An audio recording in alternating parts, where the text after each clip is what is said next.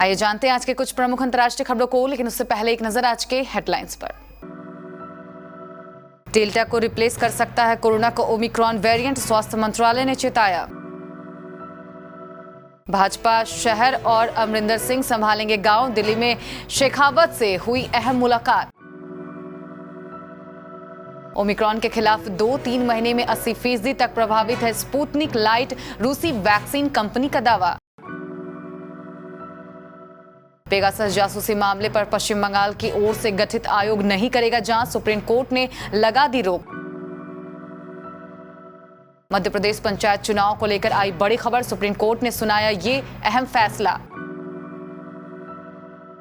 France की रक्षा मंत्री ने कहा सुधर जाए पाकिस्तान, जरूरत पड़ने पर भारत को और भी राफेल देगा फ्रांस।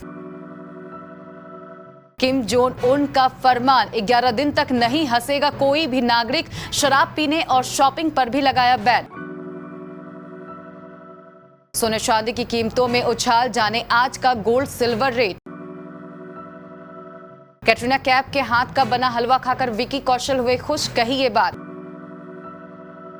और भारत ने क्रिकेट का बदला हॉकी में लिया, पाकिस्तान को एशियन चैंपियंस ट्रॉफी में 3-1 से हराया, हरमनप्रीत ने किए 2 गोल। कोरोना संक्रमण का खतरा दिनों दिन बढ़ता जा रहा है। जिस रफ्तार से केस मिल रहे हैं उससे चिंता भी बढ़ती जा रही है। कोविड-19 का ओमिक्रॉन वेरिएंट भारत के अब तक 11 राज्यों में फैल चुका है, वहीं देश में 101 केस सामने आ चुके हैं। हेल्थ मिनिस्ट्री की प्रेस कॉन्फ्रेंस में ज्वाइंट सेक्रेटरी लव अग्रवाल ने यह जानकारी दी। ओमिक्रॉन के आंकड़ों में महाराष्ट्र में सबसे ज्यादा लोग संक्रमित हैं, जहां अब तक 32 केस मिले हैं। वहीं दिल्ली में अब 22 लोग कोरोना के नए वेरिएंट से संक्रमित हो चुके हैं। स्वास्थ्य मंत्रालय की ओर से की गई प्रेस कॉन्फ्रेंस में जानकारी दी गई कि कोरोना का यह नया वेरिएंट आने वाले दिनों में डेल्टा वेरिएंट को रिप्लेस कर सकता है। वहीं उपचार का तरीका WHO के पैटर्न पर ही रहेगा। पंजाब विधानसभा चुनाव में भारतीय जनता पार्टी और कैप्टन अमरिंदर सिंह की पंजाब लोक कांग्रेस के बीच होने वाले गठबंधन का फॉर्मूला लगभग तैयार हो गया है। सूबे के किसानों और ग्रामीण क्षेत्रों में अच्छी पकड़ को देखते हुए कैप्टन को गांव और भाजपा को शहरी क्षेत्रों को देखना होगा। सीटों को लेकर दोनों दलों के बीच बैठकों का दौर जारी है। जल्द ही दोनों दलों की तरफ से सीट शेयरिंग का खुलासा किया जाएगा। कांग्रेस से इस्तीफा देने के बाद पूर्व मुख्यमंत्री कैप्टन अमरिंदर सिंह पंजाब में अपनी नई सियासी पारी शुरू कर रहे हैं। इसको लेकर उन्होंने पंजाब लोक कांग्रेस पार्टी का गठन भी किया है। कैप्टन का पूरा जोर है कि वह 2022 के चुनाव में कांग्रेस को सत्ता से बाहर का रास्ता दिखाएं। इस चुनाव में कैप्टन अमरिंदर सिंह भारतीय जनता पार्टी और शिरोमणि अकाली दल के साथ चुनाव मैदान में उतरने की घोषणा कर चुकी है। कोरोना के स्पुतनिक वी वैक्सीन के कोरोना के ओमिक्रॉन वेरिएंट पर जबरदस्त रूप से प्रभावी होने का दावा किया गया है। रशियन डायरेक्टर इन्वेस्टमेंट फंड के मुताबिक स्पुतनिक वी ओमिक्रॉन को निष्प्रभावी करने में कारगर है और इसके साथ स्पुतनिक लाइट बूस्टर लगाने के बाद यह वैक्सीन बाकी टीकों के मुकाबले 3 से 7 गुना बेहतर है। RDIF ने कहा है कि स्पुतनिक लाइट वैक्सीन 2 से 3 महीने बाद ओमिक्रॉन के खिलाफ 80% तक प्रभावी पाई गई। सुप्रीम कोर्ट ने पेगासस जासूसी के आरोप पर पश्चिम बंगाल सरकार द्वारा रिटायर्ड जस्टिस MB लोकुर की अध्यक्षता में गठित आयोग की जांच पर शुक्रवार को रोक लगा दी। चीफ जस्टिस NV रमन और जस्टिस सूर्यकांत व जस्टिस हिमा कोहली की पीठ ने उस याचिका पर संज्ञान लिया जिसमें कहा गया है कि पश्चिम बंगाल सरकार के आश्वासन के बावजूद आयोग ने अपना काम शुरू कर दिया है। राज्य सरकार ने आश्वासन दिया था कि लोकुर समिति जांच पर आगे कार्रवाई नहीं करेगी।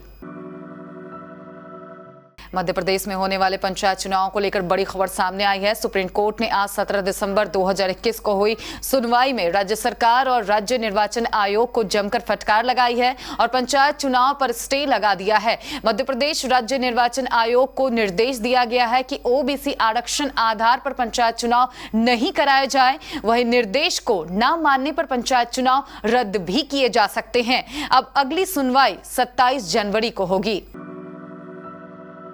फ्रांस की रक्षा मंत्री फ्लोरेंस पार्ले ने शुक्रवार को कहा कि उनका देश भारत को आवश्यकता पड़ने पर अतिरिक्त राफेल युद्धक विमान देने को तैयार है। उन्होंने इसके साथ ही कहा कि एक ही तरह का विमान रणनीतिक साझेदारों द्वारा उपयोग करना उनके संबंधों की वास्तविक परिसंपत्ति और मजबूती को दिखाता है। भारत की यात्रा पर आई पार्ले ने यह टिप्पणी अपने भारतीय समकक्ष राजनाथ सिंह के विस्तृत मुद्दों पर होने वाली वार्ता से पहले थिंक टैंक में की। फ्रांसीसी दूतावास ने गुरुवार को जानकारी दी कि कोविड-19 महामारी के बावजूद भारत को निर्धारित समय पर 33 राफेल लड़ाकू विमानों की आपूर्ति की जा चुकी है।